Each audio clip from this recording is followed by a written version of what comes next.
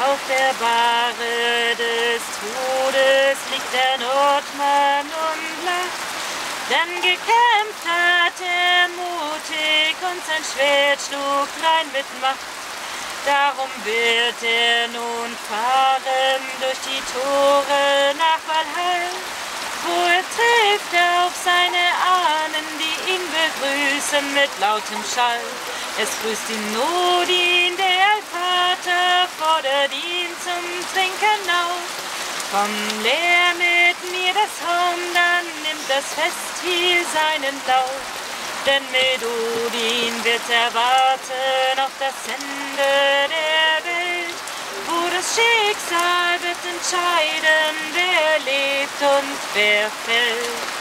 Das Weib in ihrem Bette hat gekämpft bis zum Schluss, hat geboren ihr Kind und weiß nun, dass sie sterben muss. Doch in den Hallen von Freya wird erwartet auch sie, denn im Leben war sie tapfer und verzweifelt hat sie nie. Es grüßt sie Freya als Schwester, fordert sie zum Trinken auf.